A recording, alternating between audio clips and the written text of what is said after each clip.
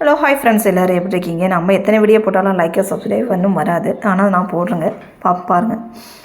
இப்போ தாங்க இதுக்கு ஒரு கிளாஸ் பச்சரிசி ஊற வச்சுக்கிறேன். அதுக்கு 3/4 கிளாஸ் வெள்ளம் எடுத்து வச்சுக்கிறேங்க. அதுக்கு சின்ன பழம் ஒரு 3 எடுத்து வச்சுக்கிறேங்க.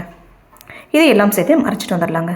இந்த மாவு கூட நான் கொஞ்சமாக ஏலக்காயும் கொஞ்சமாக நம்ம சோம்பு சேர்த்துருக்குங்க. இது சேர்த்து நல்லா நைஸாக அரைச்சி கொண்டு வந்துடலாம். அதுக்கு ஒரு 1/2 கிளாஸ் தண்ணி சேர்த்துனா போதும். உப்பு ஒரு பிஞ்சு சேர்த்திக்கலாம். இது கூட ஒரு பிஞ்சு சமையல் சோடா சேர்த்திக்கலாங்க. இது சேர்த்து வச்சு நல்லா கலக்கி அது கூட ஒரு 2 ஸ்பூனு மைதா மாவு சேருங்க. மைதா மாவு சேர்த்துனா தாங்க சாஃப்டாக வரும் உண்ணியப்பம். நிறைய பேர் அது கண்டிப்பாக சொல்ல மாட்டாங்க. மைதாவும் 2 ஸ்பூன் வேணும். இதை வந்துட்டு ஒரு 5 மணி நேரம் நான் வச்சுட்டு சாயங்காலம் தாங்க இதுக்கு சிறுசாக கட் பண்ணி வச்சு முத்தின தேங்காயும் நெய்யில் வறுத்து நான் போட்டிருக்கேன். கொஞ்சமாக அது கூட எள்ளு சேர்த்துருக்கேங்க. எள்ளு வறுக்க தேவையில்லை, நம்ம அப்படியே சேர்த்திக்கலாம். அப்புறம் இந்த மாவு நம்ம எடுத்து இவ்வளோ ஊற்றுற பதத்துக்கு நெய்யை எடுத்து வச்சுக்காங்க. நெய் நம்ம அடுப்பத்தை வச்சு எண்ணெய் வச்சுக்கலாம். இது உண்ணியப்ப சட்டி இல்லை, நானும் நம்ம ஊரில் வாங்கின குழி பணியார சட்டி தாங்க. இது கொஞ்சம் கண்ணு பெருசாகவே இருக்கும்.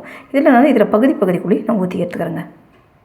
ஏற்கனவே நான் லைவ் போட்டேன். அதில் ஏற்கனவே 2 சுட்டதுங்க. இது நான் சூடானதும் எண்ணெய் ஊற்றினா அதிகமாக ரொம்ப சூடாகலை. சூடாகாதனால அந்த மாவுலாம் பொந்தி வர கீழே வருங்க. அப்படியே நம்ம எண்ணெய் ஊற்றின உடனே அப்படியே சும்மா பபுள் மாதிரி பொந்தி வரும். இது நம்ம திருப்பி விட்டுக்கலாம். இது கார்னர் சின்னதாக இருக்கிறதுனால நம்ம திருப்பும் போது எண்ணெயெல்லாம் கீழே விழுதுங்க. கீழே விழும்போதும் அந்த அடுப்பு அப்படியே பத்துது. பயமாக இருக்குது எடுக்கிறதுக்கே தான்.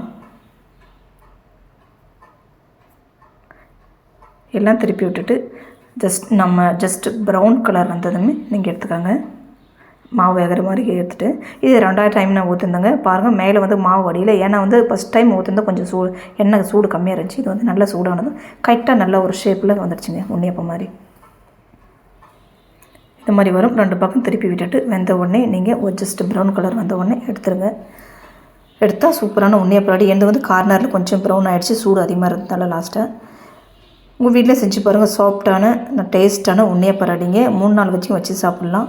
இந்த வீடியோ பிடிச்சிருந்தா ஒரு லைக் ஒரு சப்ஸ்கிரைப் பண்ணுங்கள். இன்றைக்கி அடுத்த வீடியோவில் பார்க்கணும். நம்ம வீடியோவில் மல்ட்டியாக எல்லாமே நான் போடுவேன். எனக்கு தெரிஞ்சது நம்ம வாழ்க்கையில் என்ன தெரியுமோ அதுதாங்க நான் போடுவேன். பிடிச்சிருந்தா வீடியோக்கு லைக் ஃப்ரெண்ட்ஸ்.